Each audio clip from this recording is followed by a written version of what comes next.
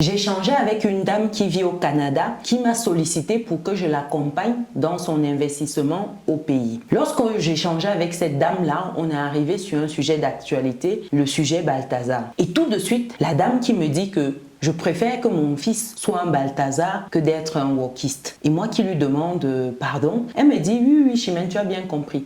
Je préfère que mon fils soit un Balthazar plutôt qu'un wokiste. Avant qu'on aille plus loin, c'est important d'être tous sur la même longueur d'onde. C'est quoi un wokiste? Il faut qu'on aille définir ça afin que ceux qui n'ont pas encore l'information aient l'information. Je précise que c'est une dame qui vit au Canada, qui a certaines réalités propres à son environnement. Donc pour avoir la définition de wokiste, je vais me servir de celle de Gabriel Martin, qui est un Québécois, qui désigne de manière péjorative comme un wok, une personne dont le militantisme s'inscrit dans une idéologie de gauche radicale, qui est structurée en fonction des questions identitaires, liées à la race, liées au genre, liées à l'orientation sexuelle. Et donc, pour que vous compreniez bien en fait ce que la dame entendait par wokiste ici, en fait, il faut dire que c'est un mouvement qui prône les transitions sexuelles chez les mineurs. Ça veut dire quoi? Ça veut dire que vous pouvez vous retrouver chez vous un jour, votre enfant de 14, 15, 16 ans arrive et vous dit « Je sens que je suis née dans un mauvais corps ». Votre petite fille vous dit « Je ne suis pas une fille, je suis un garçon, je suis née dans le mauvais corps, donc je veux devenir un garçon ». Ou votre garçon vous dit « Je veux devenir une fille ». Et donc, c'est dans cet ordre-là que la dame me faisait savoir qu'aujourd'hui, je préfère que mon fils soit un Balthazar que d'être un wokiste. Et les arguments qui étaient avancés, je pense que ça mérite que je partage ces arguments avec vous. Vous me direz ce que vous en pensez. Déjà, est-ce qu'on ne part pas d'un extrême à un autre extrême? Dites-moi dans les commentaires. Est-ce que vous partagez déjà le point de vue de la dame? Elle s'est expliquée, elle m'a dit « Chimène, avant que tu ne tires des conclusions hâtives, laisse-moi déjà te présenter mes arguments. »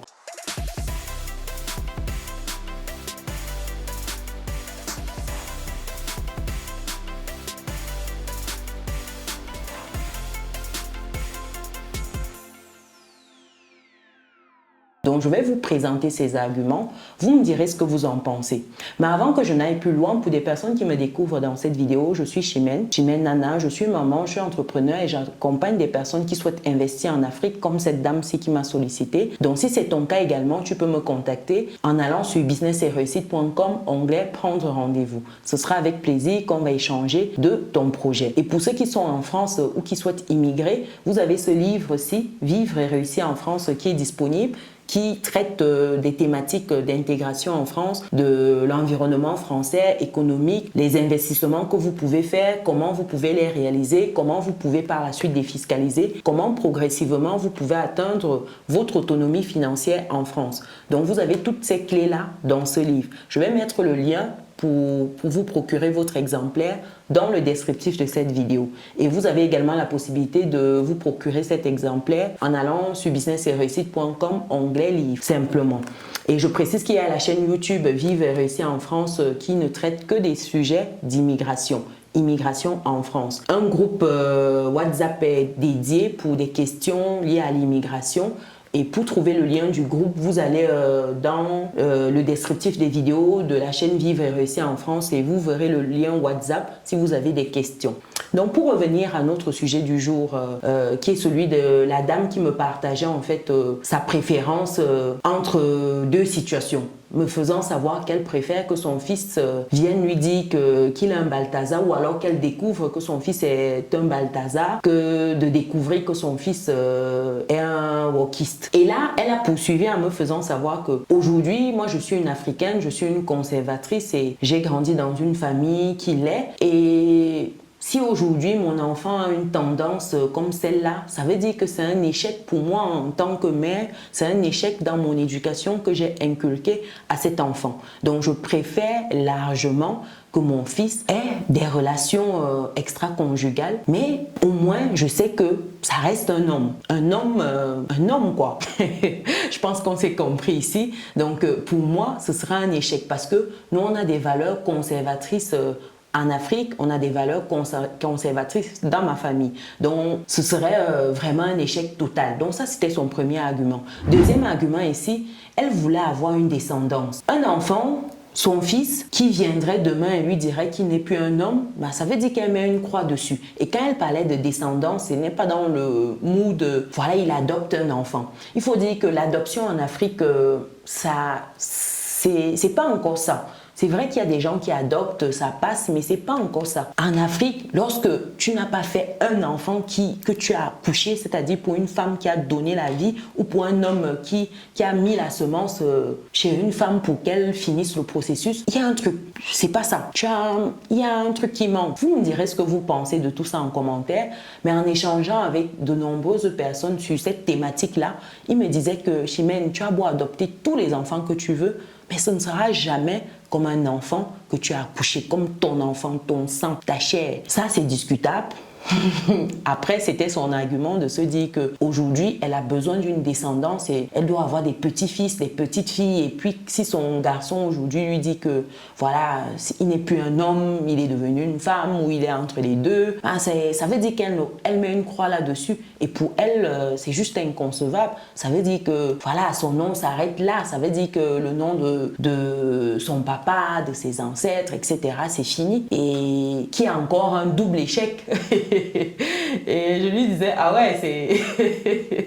Elle me dit, oui, parce que nous, les enfants, c'est un cadeau. On ne peut pas, ça dit que le signe de la réussite passe par la descendance, la transmission. Donc, un homme qui n'est plus un homme, qui est...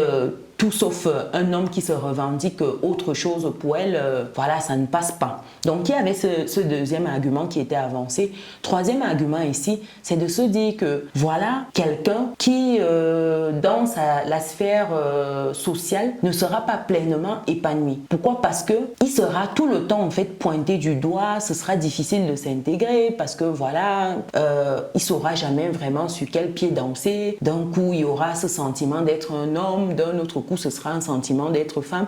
C'est difficile parce que quand on est peut-être au Canada, oui, ça passe, mais lorsque vous arrivez en Afrique, dans certains pays, ça ne passe pas. Ça ne passe pas. Par exemple, si vous prenez le cas du Cameroun, l'homosexualité est condamnée par la loi. C'est condamné par la loi. Donc, il faut encore arriver dans un environnement où ça passerait. Et pour vanter justement les mérites de Balthazar, je parle de cette dame, elle me disait que lui, il remplit tous les critères. Déjà, c'est un homme, un bel homme, un homme qui passe sur le marché, il a tout ce qu'il faut, un homme charismatique, je reprends ses propos. Ça veut dire quoi? Ça veut dire déjà que c'est un bon parti. Ça veut dire que c'est un homme viril. La masculinité, tout y est en fait. C'est un homme qui fait des enfants. Il a 6 enfants. Donc, ça veut dire qu'elle aura sa descendance, elle aura ses 6 petits-enfants. C'est déjà un gros point pour Balthazar. Et qu'elle apprenne que ce dernier a des relations extra-conjugales, ben, ça ne fait que prouver en fait sa masculinité, sa fertilité, ça prouve sa virilité. Et en soi, elle préfère ça que de savoir que son fils, son garçon, ben, ce n'est plus ça en fait. Il n'y a plus ce fond de virilité là en lui parce qu'il est devenu autre chose. Et elle continue en fait à fond en mode, voilà, au moins on sait que c'est un gars qui assure de ce côté-là. Au moins en fait, elle sera tranquille, elle pourra dormir sur ses 2 oreilles parce que au moins son fils, c'est un garçon, c'est un homme en fait. Voilà un peu les 3 principaux arguments qui étaient avancés. Après, sur le volet de l'infidélité, du fait que ces vidéos se soient retrouvées à l'extérieur, bon ça, elle trouve dommage, mais voilà, dans le fond, elle préfère en tout cas avoir une situation d'un fils qui est comme ça que d'avoir un fils qui devient autre chose. Moi, j'ai envie de vous poser la question...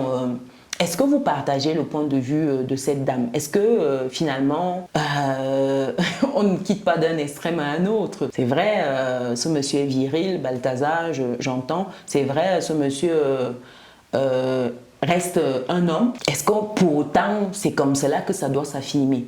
Est-ce que pour autant, on doit se retrouver dans cet environnement-là? Et au-delà de ça, un dernier point qu'elle soulignait, c'est pour dire que malheureusement, tous les hommes sont des menteurs. Tous les hommes sont des trompeurs. il n'y a pas d'exception. C'est pour dire que finalement, voilà, il ne fait rien d'exceptionnel. Il est juste à l'image de tous les hommes, partout, en Afrique principalement. C'est des champions. Des gens peuvent arriver même à être sains, mais une fois qu'ils arrivent dans cet environnement-là, bah, ils sont tous contaminés. Ils développent les mêmes tendances et ça finit de la même manière. Donc, pour dire que, bah, sincèrement, voilà, l'infidélité... sans plus, le seul souci ici, c'est que des familles se retrouvent exposées parce qu'il y a eu ces vidéos-là. Mais au-delà de ça, s'il n'y avait pas ces vidéos-là, c'est le sport national dans tous les pays en Afrique. Hein. Surtout lorsqu'on a un peu de pouvoir, voilà, on se livre à ces choses-là. Donc, c'est pas nouveau sous le soleil.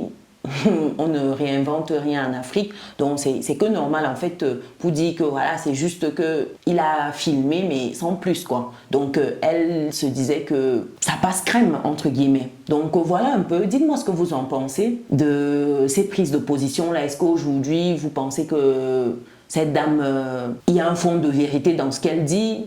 C'est quoi votre positionnement déjà par rapport à cette tendance wokiste? Partagez dans les commentaires, ce sera avec plaisir. Je vous avoue que c'est un sujet qui fait couler beaucoup de salive et d'encre. Lorsque vous immigrez, vous vous retrouvez en fait dans des environnements que vous ne maîtrisez pas, surtout pour vos enfants. Et il faut dire qu'en Afrique, quand même, on est assez conservateur, comme la dame disait, et ça peut être très vite difficile à vivre lorsqu'on arrive dans de tels environnements, que ce soit au Canada, aux États-Unis, ça commence en Europe, en France, un peu partout. Donc ça fait que vous avez toujours, entre guillemets, cette interrogation-là, à quoi mon enfant sera exposé, et surtout que ça se fait de plus en plus tôt en fait. Ça se fait de plus en plus tôt. Donc ça questionne, sachant que le parent, il est un peu mis de côté parce que quand vous voyez l'âge auquel ces enfants peuvent procéder à une transition sexuelle, quand vous êtes au Canada par exemple, c'est très tôt, 14 ans, 15 ans. Dans certains États, sans l'autorisation des parents.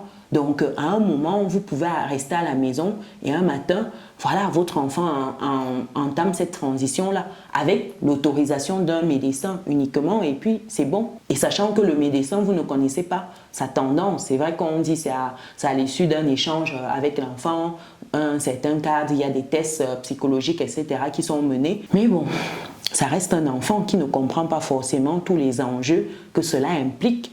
Et on a vu beaucoup de personnes qui ont regretté par la suite. Donc, je vous pose la question, qu'est-ce que vous pensez de tout cela? Qu'est-ce que ça vous inspire? Mettez dans les commentaires. Pour les personnes qui sont arrivées jusqu'ici, mettez en commentaire positionnement. Parce que je n'ai pas envie de dire maître Balthazar ou maître wokiste. Mais si vous voulez, vous pouvez mettre ça en commentaire.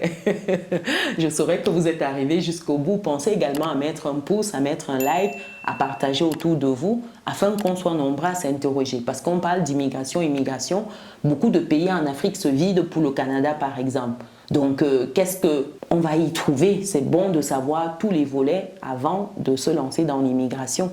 Donc, nous, on se donne rendez-vous dans une prochaine vidéo. Ciao!